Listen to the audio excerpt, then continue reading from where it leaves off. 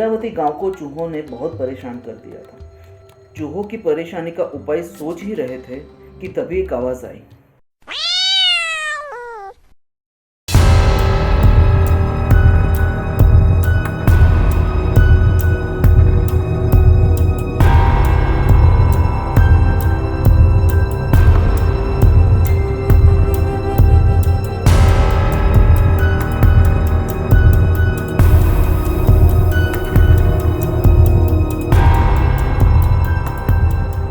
6 काली बिल्लियों की फौज के साथ एक तांत्रिका सभा में आई। उसका प्रभावशाली व्यक्तित्व देखकर गांव वालों ने अपनी समस्या को तांत्रिका के सामने रखा। तांत्रिका ने गांव वालों को कहा कि वो गांव को चूहों से मुक्त कर देगी। तांत्रिका ने अपनी बिल्लियों को आदेश दिया, जाओ मेरी बिल्लियों, इस गांव को चूहों से मुक्त कर दो।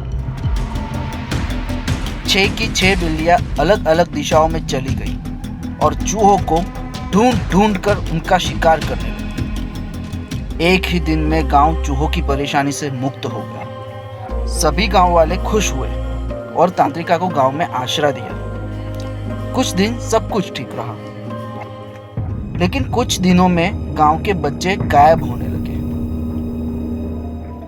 एक गांव वाले को उस तांत्रिका पर शक गया।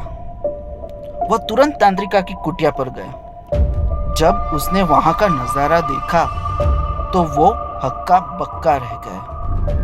तांत्रिका अपनी तांत्रिक विद्या कर रही थी और आसपास गायब बच्चों की लाशें पड़ी हुई थी। वह तुरंत वहां से भागा।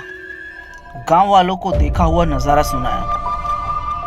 गांव वालों को बहुत गुस्सा आया और मशाले लेकर उस तांत्रिका की कुटिया पर पहुंच गए और कुटिया को आग लगा। चलती हुई तांत्रिका कुटिया से बाहर आई और क्रोधित स्वर में बोली, मेरी साधना को भंग करके तुमने अच्छा नहीं किया।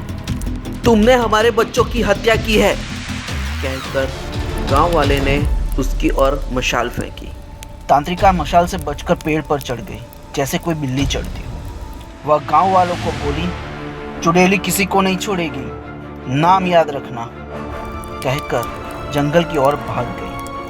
कुछ दिनों तक सब शांत रहा, लेकिन फिर गांव में हत्याएं होने लगी। लाशें पर बिल्ली के पंजों के निशान हुआ करते थे। गांव वाले समझ गए कि यह चुड़ैल का ही काम है। किसी ने सुझाव दिया कि इस समस्या का समाधान एक ही इंसान कर